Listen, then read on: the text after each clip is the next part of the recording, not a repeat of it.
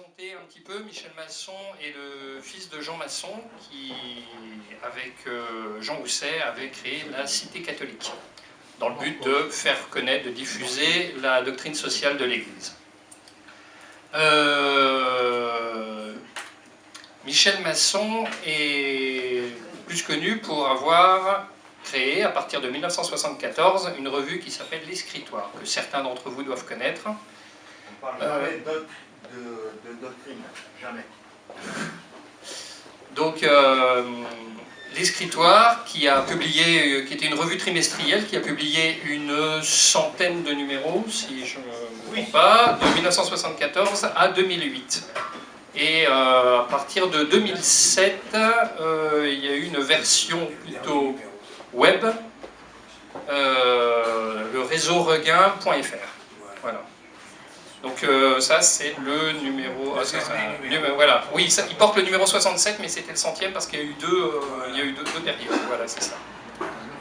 Donc l'Escritoire, encyclopédie de l'homme honnête, en fait, c'était le but, c'était un petit peu d'apporter une vision catholique et de remplacer, on va dire, le duel par le duo, selon votre propre expression, c'est-à-dire, au lieu d'être plutôt vers l'affrontement, être plutôt vers la concorde, vers l'entente. Je ne vous cache pas que moi, même si je ne suis pas méridional, j'ai le sang un petit peu chaud, donc c'est quelque chose qui est assez difficile d'appréhender. Voilà. Pour moi, c'est une véritable quête du Graal, cette concorde, donc ça tombe bien, puisque nous sommes au Graal. Donc, aujourd'hui, Michel Masson va venir nous parler, non pas vraiment de communautarisme, mais plutôt de communauté, d'esprit communautaire, l'esprit communautaire conforme à la doctrine sociale de l'Église. Voilà, je lui laisse la parole.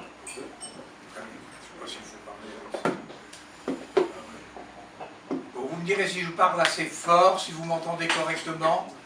Je n'emploie pas le micro. Le micro, c'est pas mal. Hein. C'est pas mal, mais ça m'oblige à C'est même mieux. Hein. Ça m'oblige à le tenir. Après, Michel, si tu pouvais utiliser le micro, ça serait bien. D'accord, mais j'ai compris, hein. Ça va, c'est bon. Voilà, bah, écoutez, nous commençons. Compte tenu de l'actualité politique, certains doivent se dire que finalement, ce sujet des communautés n'est pas très excitant, qu'il y aurait sans doute plus important et plus urgent.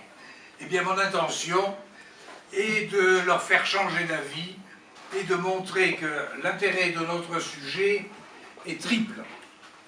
Tout d'abord, le sujet en lui-même, bien sûr, comme en effet l'acharnement que mettent les tenants de la pensée correcte à détruire les communautés sous prétexte de communautarisme, montre clairement leur importance. Intérêt aussi, outre le sujet lui-même et à travers lui, par l'ensemble organique auquel les communautés appartiennent. Ce sera le sujet de ce soir. Intérêt enfin par la manière de connaître, d'expliciter et d'appliquer avec laquelle nous allons mettre en place les communautés dans leur environnement existentiel. Alors, lorsque j'ai proposé ce sujet des communautés, je dois vous dire que j'ai minimisé l'importance de sa mise en place justement dans cet ensemble existentiel. Sans doute aurais-je dû choisir plutôt ce préalable car il précède les études consacrées à ces éléments constitutifs. Il faudra cependant que nous en passions par là, ce qui rendra mes propos plus denses. Nous n'allons pas nous complaire dans la longue liste de nos heurts et malheurs, d'autres le font très bien, et point trop n'en faut des analyses, le constat est malheureusement si évident qu'il est inutile de rappeler et d'en rajouter, car l'analyse des causes ne doit pas tenir la place des solutions. Contentons-nous de déplorer la désactivation de la civilisation chrétienne, donc de notre identité, c'est-à-dire ce que nous sommes personnellement et collectivement. Le point de non-retour, en effet, semble atteint. Faute de ressources suffisantes, toute réforme de notre société est désormais plus qu'improbable. Quand le temps de notre ruine totale viendra, ce moment semble imminent, il ne restera qu'une solution, celle de mener à bien sa refondation, puis sa reconstruction. Encore faut-il nous y préparer, et c'est ce à quoi mon intervention voudrait participer. Bien entendu, nous passerons outre les interdits de la pensée obligatoire et les pressions psychologiques, les menées qui font disjoncter la communication entre nos deux hémisphères et tentent à nous réduire au seul cerveau droit, celui des émotions, des sentiments et des idées, des premières impressions. Nous nous servirons de l'ensemble de nos facultés, car nous savons que l'on ne résout pas les problèmes avec le mode de pensée qui les a engendrés.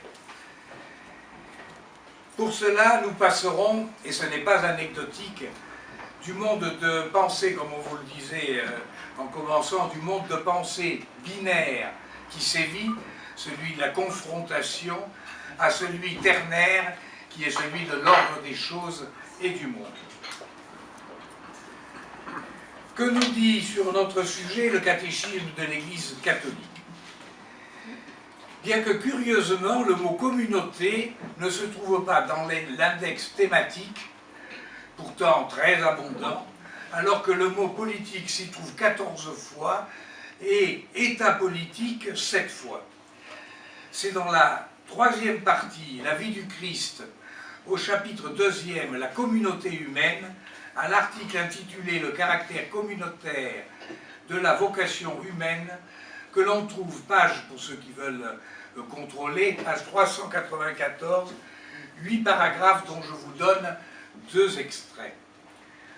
Au numéro 1880, le catéchisme, pour ceux qui le connaissent, est très structuré.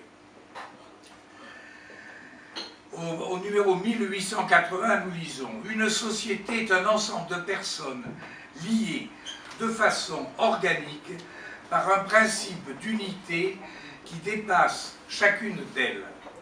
Assemblée à la fois visible et spirituelle, une société perdure dans le temps.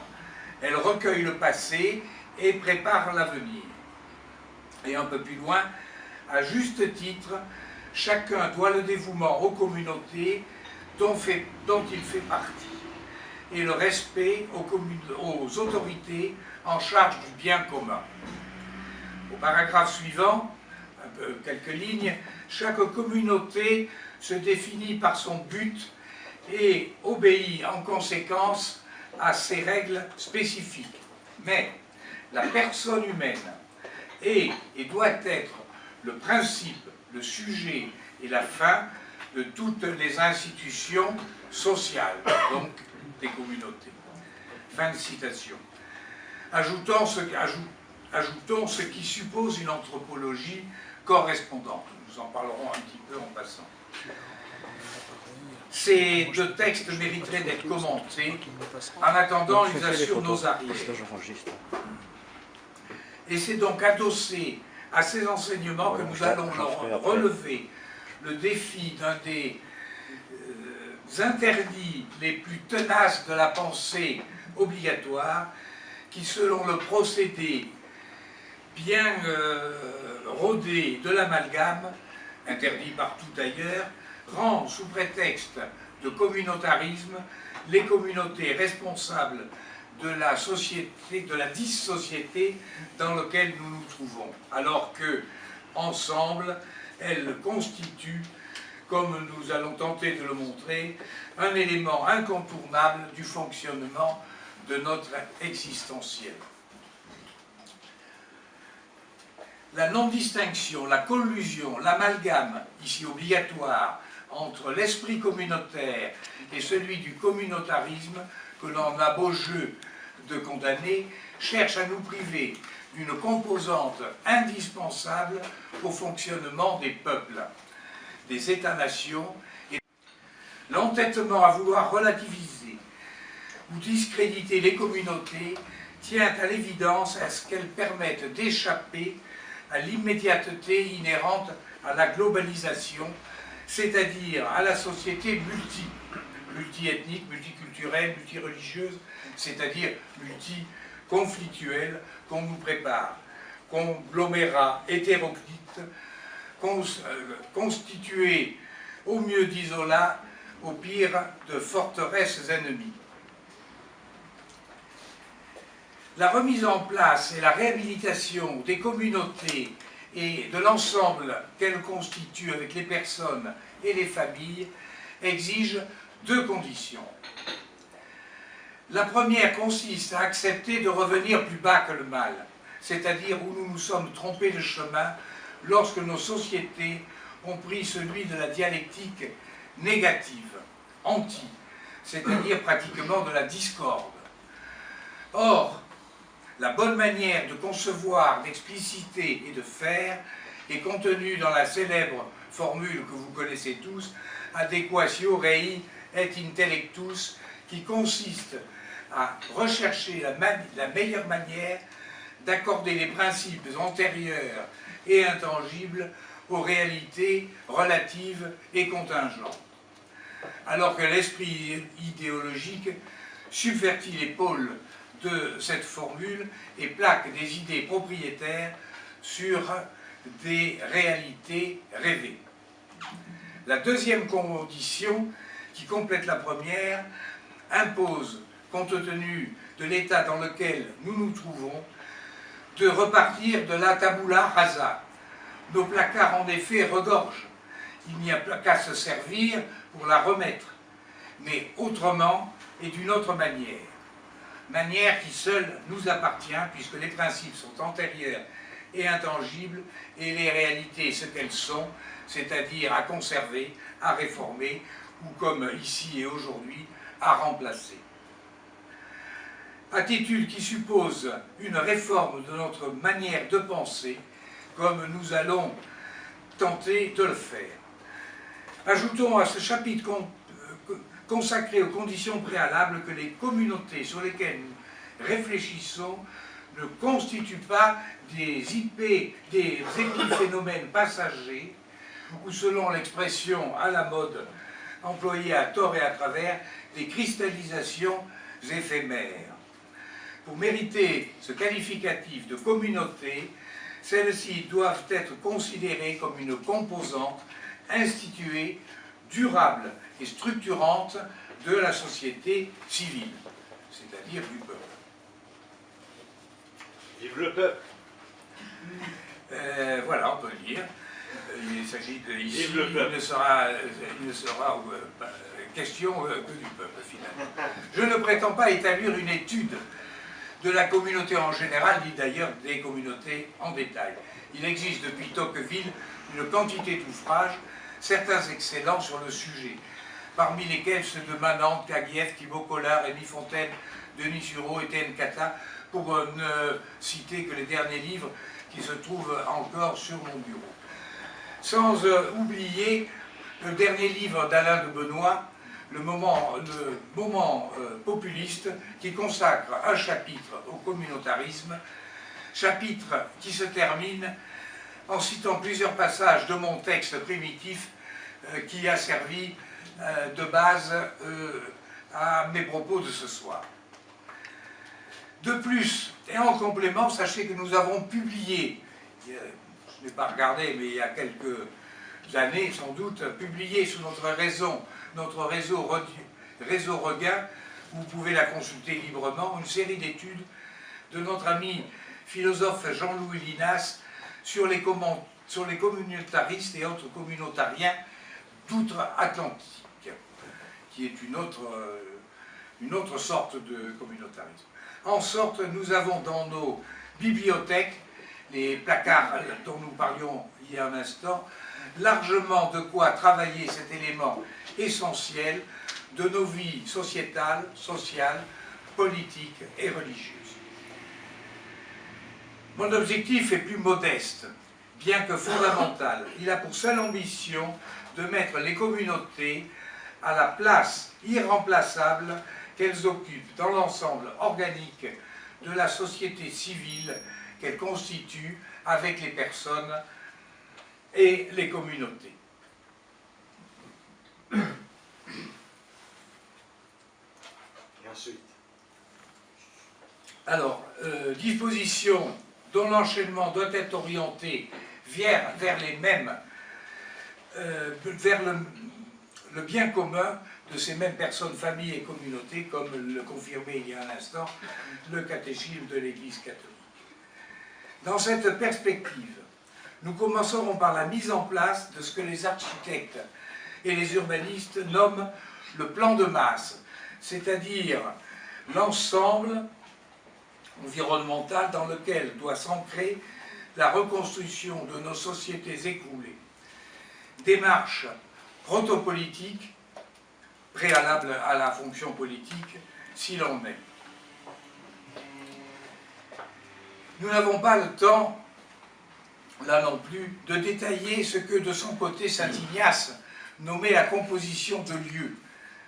Cependant, les communautés font partie d'un ensemble cohérent qu'il est indispensable de mettre, même brièvement, en place, comme annoncé au début de mon intervention.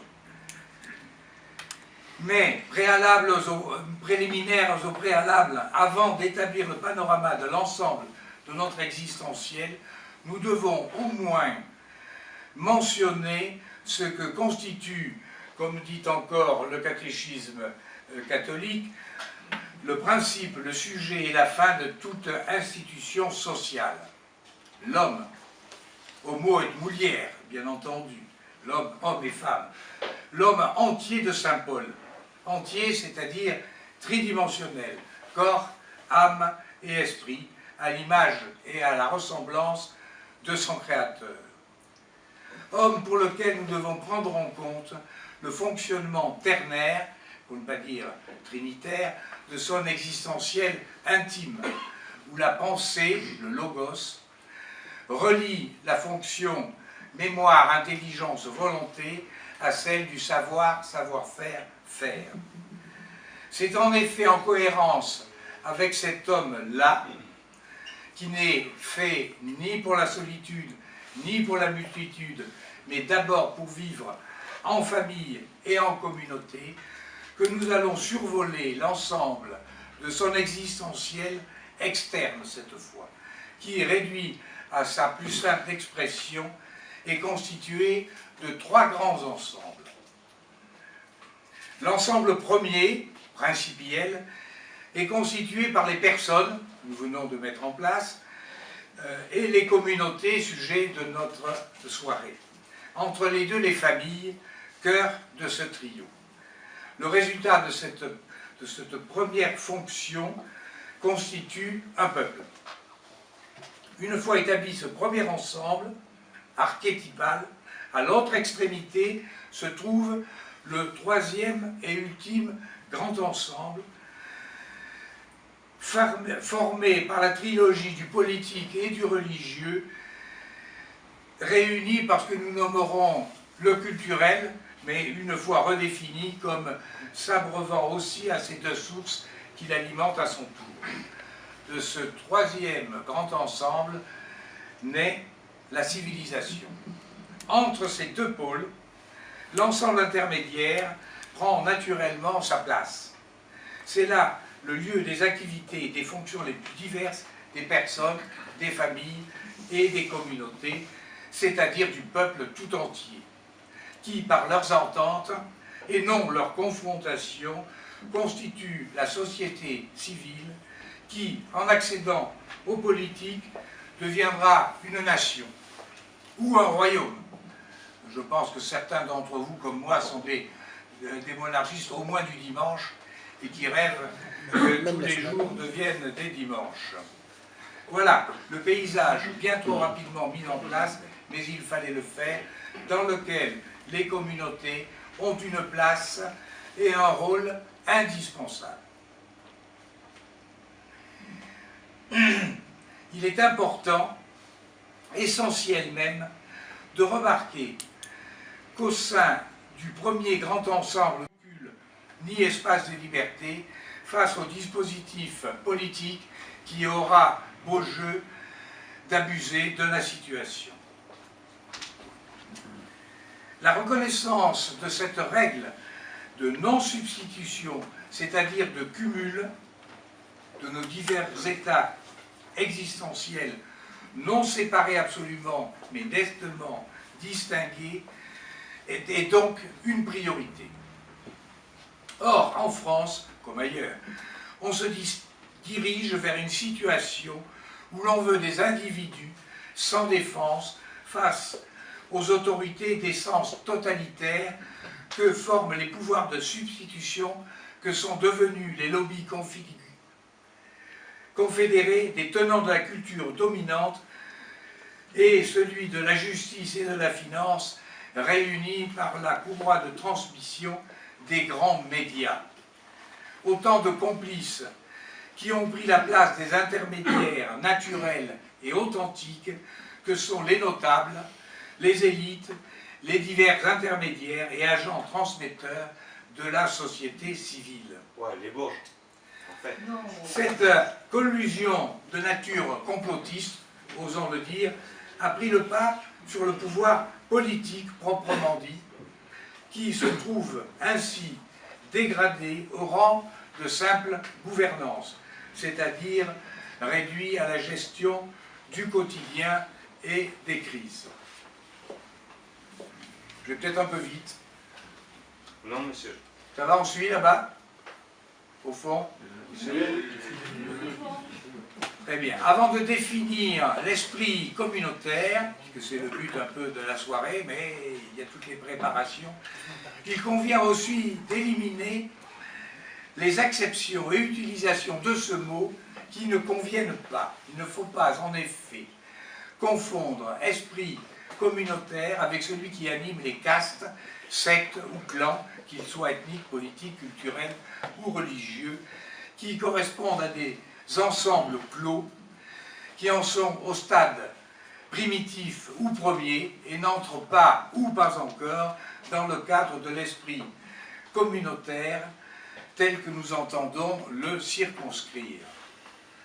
À ce stade, les slamas, tribus, ethnies, qui dans le meilleur des cas deviendront des communautés, ne sont pas à l'abri des formes... C'est quoi les slamas? Ah ben on l'expliquera tout à l'heure. Les formes plus ou moins larvées et presque inévitables de caporalisme, autoritarisme, autocratisme, despotisme et autres dérapages totalitaires. Dérives qui cependant finiront par enclencher l'émergence du politique, qui une fois dévoyé et absolutisé, peut à son tour, nous sommes bien placés pour le savoir, amplifier ces mêmes travers et abus jusqu'à conduire nos sociétés dites évoluées, en réalité perverties, à asservir les peuples et à perpétrer esclavagisme, atrocités et massacres à l'échelle industrielle.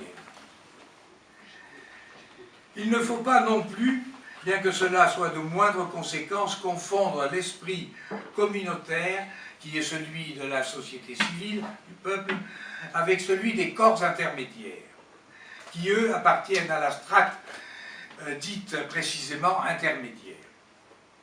Mais c'est un peu hors sujet. Donc ça n'est pas, à proprement parler, les corps intermédiaires, d'esprit communautaire. Et encore moins communautariste.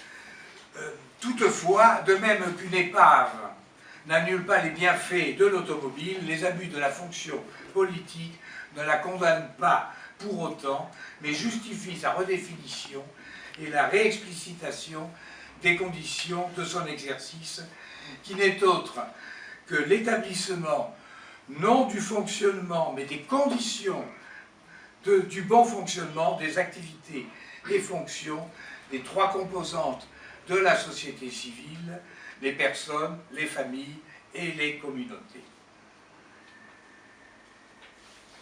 Avec ces introductions préalables et précisions, aux 2/3 de mon exposé, nous avons dégagé les communautés de leur gang. Le travail restant est réduit d'autant et apparaît comme évident. Là, nous rentrons dans le vif du sujet. Les communautés, au sens strict, les communautés de base, sont constituées, comme le confirmait tout à l'heure le catéchisme, de regroupements libres et durables des personnes et des familles liées par leurs origines, leurs affinités ou leurs intérêts communs. Cette définition minimaliste ne suffit cependant pas à distinguer vraiment l'esprit communautaire de sa radicalisation communautariste. Il convient de lui reconnaître d'autres spécificités. En simplifiant, attribuons aux communautés trois rôles: contenir, protéger, communiquer. Contenir à l'intérieur, protéger de l'extérieur, et communiquer, c'est essentiel le troisième point, et communiquer avec l'extérieur. Il va plus tenir. On va le mettre dans un verre, ça, ou je sais pas. Alors, communiquer donc avec l'extérieur, cela d'une manière souple, basée sur la libre adhésion, l'amitié, la concorde, l'entente, l'entraide, la solidarité, l'intérêt, mais certainement pas sur l'égalité, qui jamais assimilée à l'équité, donc mal comprise et mal appliquée, en arrive par l'envie et le ressentiment qui inévitablement s'ensuit à la dissociété vers laquelle nous dévalons. Pour que les communautés méritent cette appellation et remplissent le rôle qu'elles ont à assumer, outre celle posée au chapitre des préalables, il nous faut rajouter une double condition complétant les trois précédentes. Là, c'est très important. Le fonctionnement des communautés doit être transversal et non à base de hiérarchie verticale. Il convient en effet qu'en l'occurrence, l'autorité, et non le pouvoir, soit fait de préséance et de prééminence, et non de supériorité ou de domination.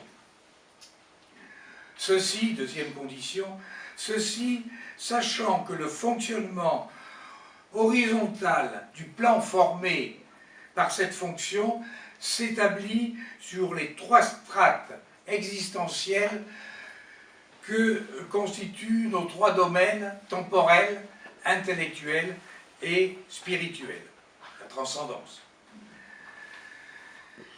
Le respect de ce croisement horizontal et vertical, c'est-à-dire d'un côté la préséance des autorités et de l'autre la hiérarchie des domaines où elles s'exercent, et la garantie de la pérennité, du dynamisme, de l'efficacité et de la fécondité des communautés. Établir en leur sein ou entre elles une autre disposition revient à y introduire le désordre et avec lui les conflits sans fin qui hachent menu nos sociétés.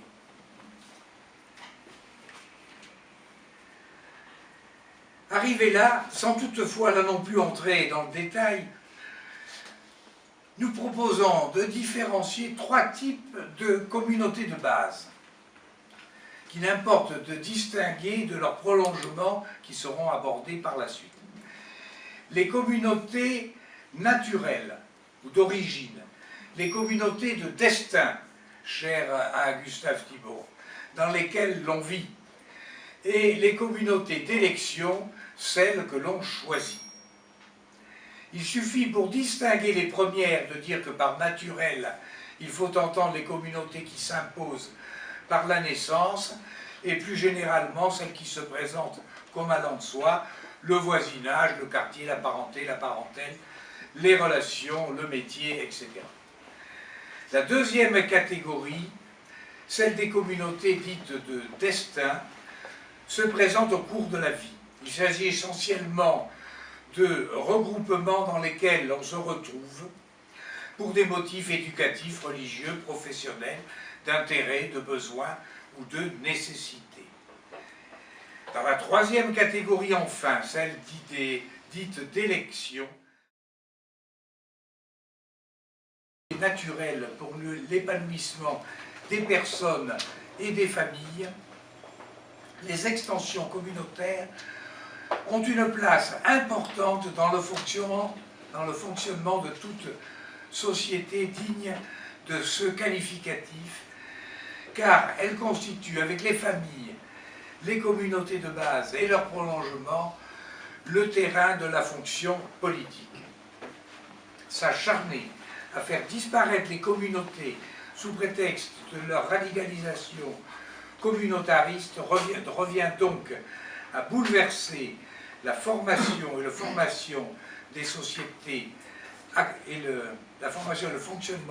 des sociétés accomplies, c'est-à-dire politiques.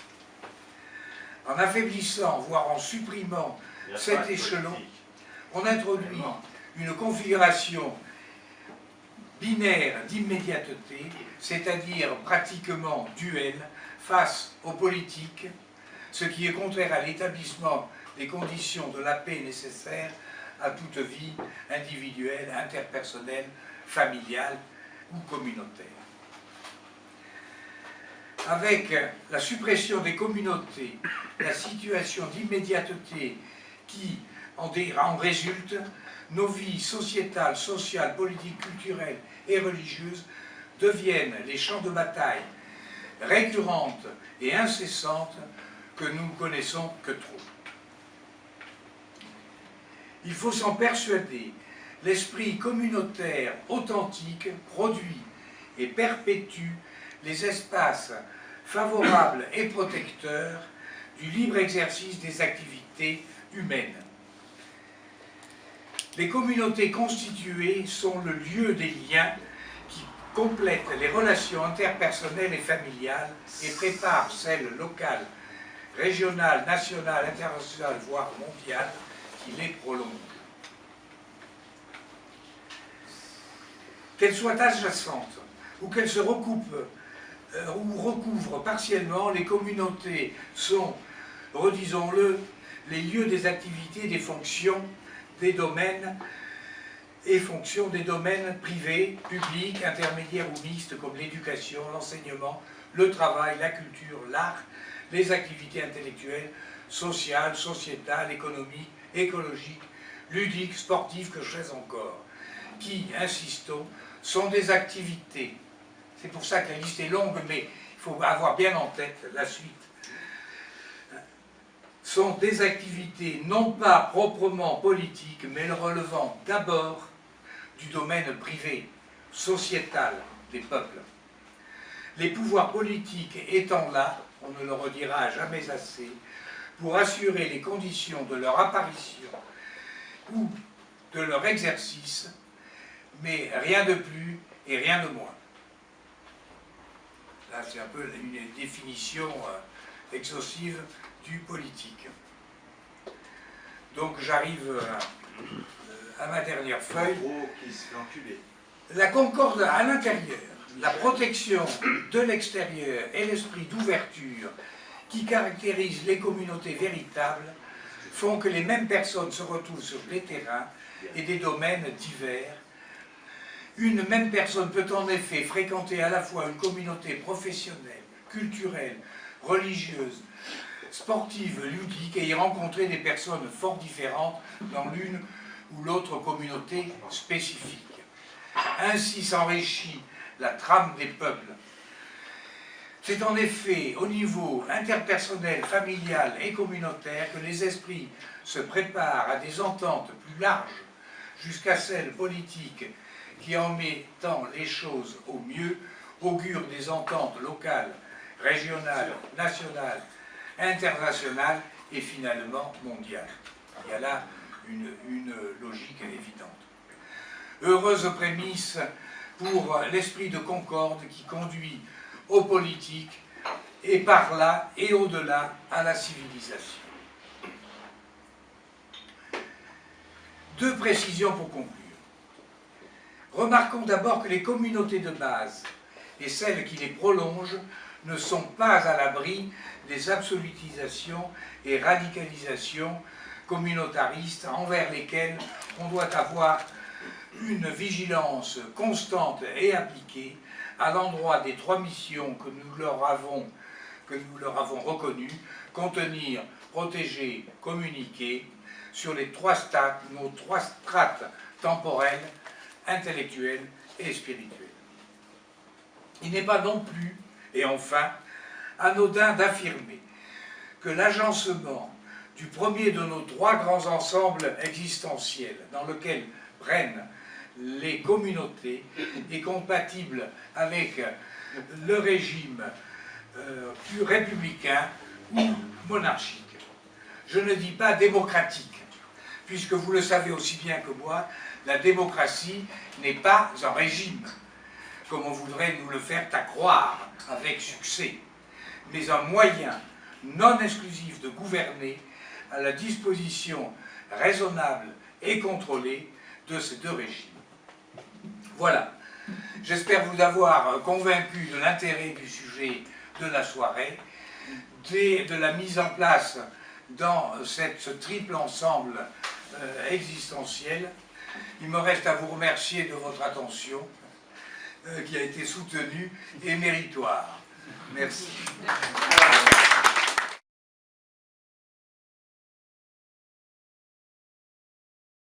Étudiez attention parce que à ce titre-là, on va jeter le bébé avec l'eau du bas, et en l'occurrence, donc, le bébé, ce sont les communautés.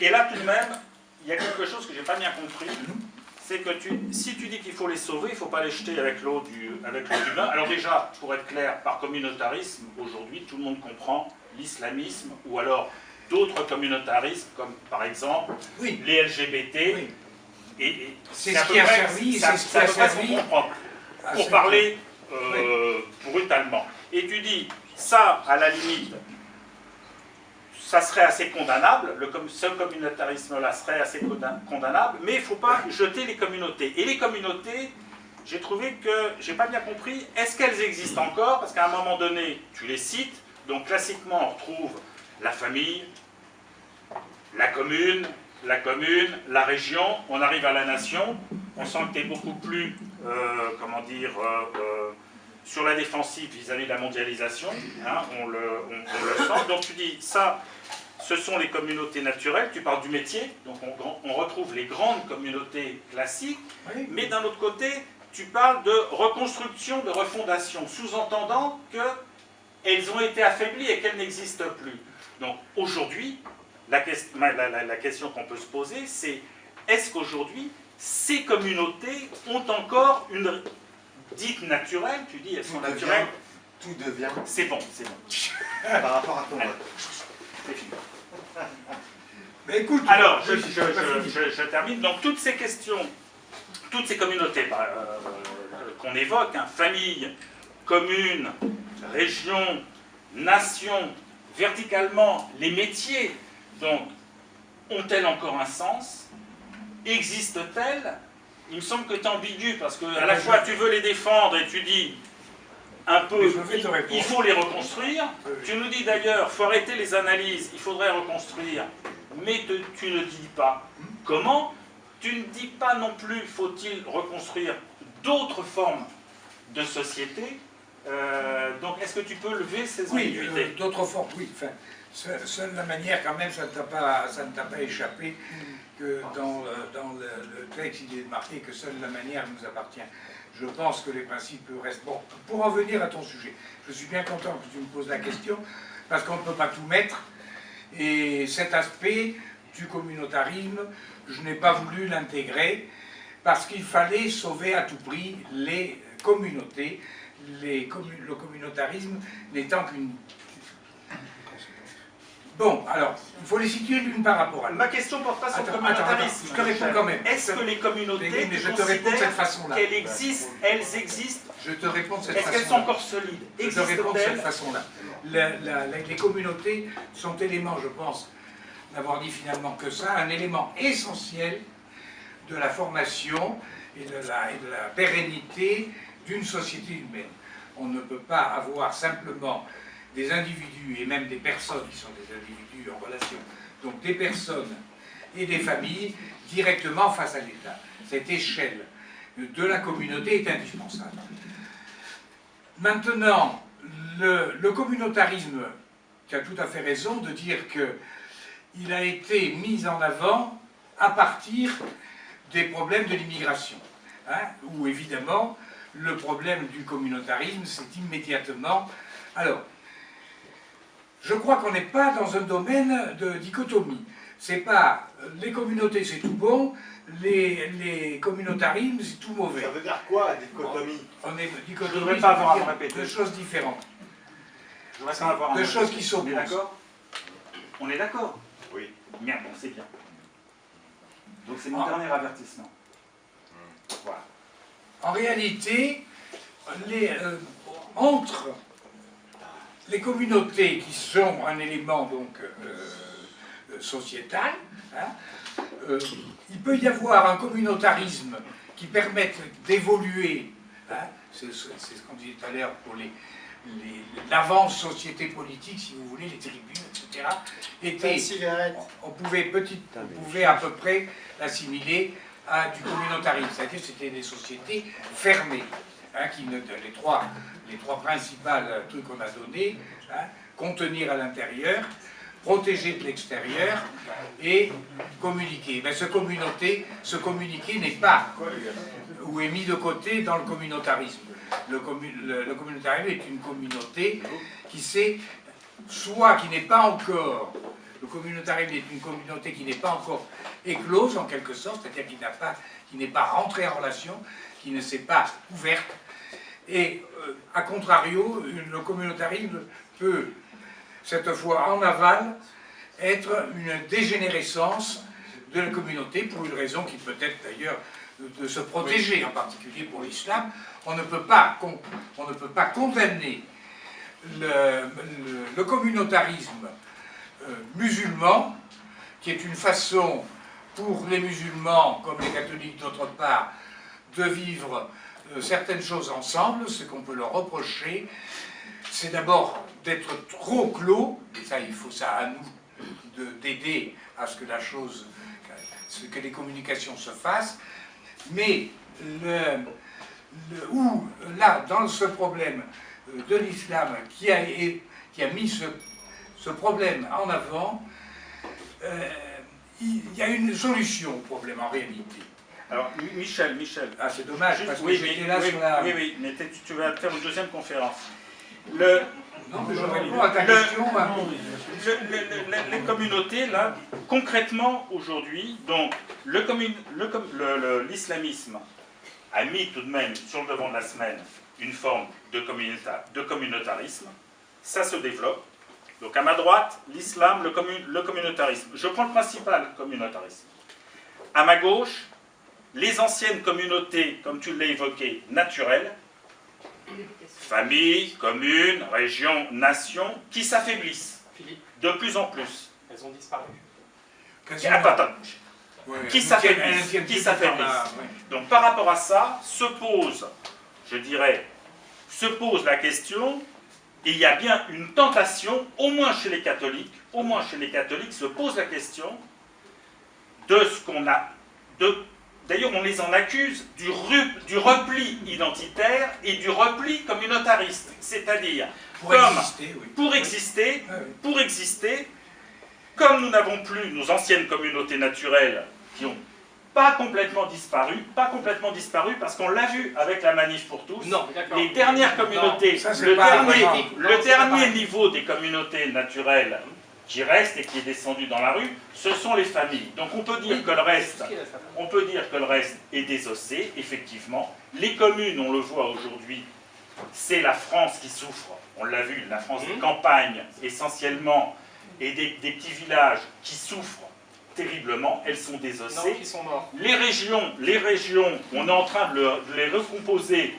On fait un peu un Kriegspiel, on les recompose à droite et à gauche, ça n'a plus de sang, il n'y a plus d'identité, même par leur nom, on perd complètement, il y a les Hauts-de-France, enfin, on a complètement perdu. Donc les communautés naturelles ont soit disparu ou sont en train de disparaître complètement, et on voit bien que la nature ayant horreur du vide, un certain nombre de Français aurait tendance à retrouver, il y a un besoin de communauté, et chez les catholiques, il y a un besoin... Un exemple.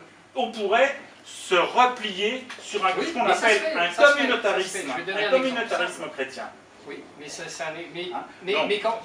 moi, je suis issu du milieu rural. Je ne suis pas provençal, je suis bourguignon. Je viens d'un petit village où il y a 120 habitants. Où il y avait 120 habitants. Maintenant, il y en a beaucoup plus, mais il n'y a plus du tout d'habitants d'origine. C'est-à-dire que nous étions un petit village, à 30 km de Dijon, 120 habitants, tout le monde se connaissait, tout le monde vivait ensemble. Chacun dans sa maison, évidemment, mais je veux dire, les fêtes se faisaient ensemble, il y avait des traditions locales. Et petit à petit, c'est parti. Toutes les exploitations agricoles ont fermé, par regroupement. Donc les agriculteurs ont mis la clé sous la porte et il n'y a plus qu'une seule, aujourd'hui, plus qu'une seule exploitation agricole pour tout le village. Et les gens sont partis, les vieux sont décédés, les jeunes sont partis en ville, hein, dont moi.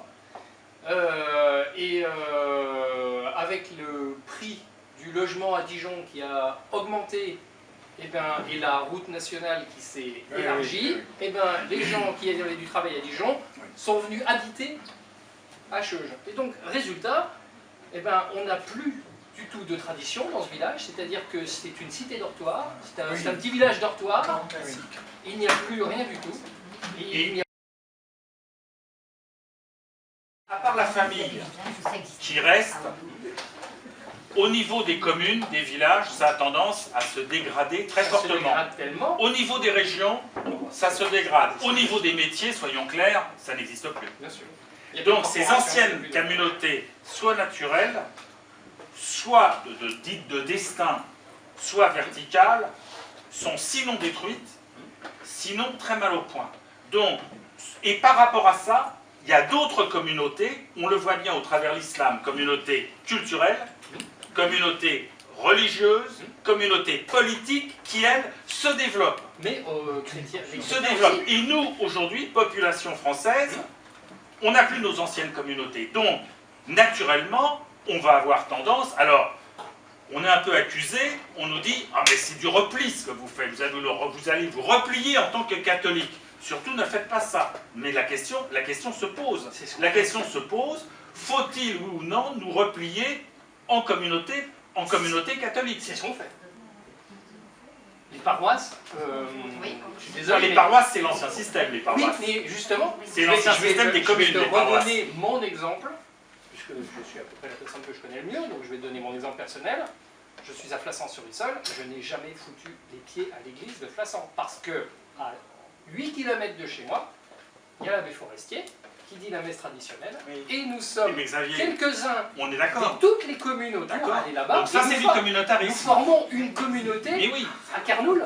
Mais ça, c'est du communautarisme. Eh ben oui, mais c'est ça. On voit bien que, donc, disparition des communautés naturelles, naturellement, avant, on allait à sa paroisse. Il n'y a pas de problème. Maintenant, chacun va choisir sa paroisse. En fonction de ses affinités. Donc c'est une forme de communautarisme. Donc la question c'est... quand même pas fait trop attention aux trois genres de communautés qui se confondent un peu avec la société civile. Et d'autre part, dans les caractéristiques, il y a marqué durable, il n'est pas marqué éternel. C'est-à-dire qu'on peut très bien passer d'une communauté à l'autre, pour des raisons religieuses, pourquoi pas. C'est pas parce qu'on va à côté qu'on abandonne un endroit qu'on passe de la communauté au communautarisme. Je pense qu'il n'y a pas de scission brutale entre communauté et communautarisme. On peut très bien, la même communauté peut très bien, en cas de danger, puisqu'elle est faite pour protéger de l'extérieur, ou qu'elle ne peut pas communiquer avec l'extérieur, pendant un moment, se contracter, devenir un peu close, devenir un peu communautariste finalement, hein, et se réouvrir ensuite lorsque, c'est pas une forteresse. Bon, mais il y a une chose que j'aimerais bien dire, parce que je ne sais pas si l'abbé Loiseau est là, mais qui devrait l'intéresser. Il se cache. Comme les mauvais fidèles derrière le pilier. Voilà. Donc il y a une chose, tout à l'heure, c'est là que je voulais quand même terminer, je ne l'ai pas dit certaines choses pendant, parce que je ne voulais pas trop en dire, mais effectivement il y a beaucoup de choses qui n'ont pas été dites. C'est un problème tout à fait essentiel, le problème des communautés. Pas du communautarisme, mais des communautés, et en contrepoint, où par dérivation, il y a aussi les communautaristes. Or, justement, le communautarisme islamique est catastrophique. Pourquoi? Parce qu'islamique. Le communautarisme musulman, lui, il faut les aider, il faut éviter à ce qu'il se clôt, il faut, je pense que d'ailleurs ça correspond un peu au travail qui est fait ici dans la paroisse, c'est-à-dire il y a une communauté musulmane que l'on doit favoriser. Musulmane, oui, je vois les gros yeux, j'ai pas dit islamique. L'islam n'est pas une religion. L'islam est une politique qui instrumentalise une religion. Les braves gens qui sont musulmans le sont parfois de meilleures personnes que de mauvais catholiques. Il y a des musulmans qui sont tout à fait sincères. Alors, ils sont travaillés, il y a un danger, il y a le loup est dans la bergerie, d'accord. Encore faut-il savoir qu'au départ, on ne peut pas, un chrétien en tout cas, ne peut pas d'emblée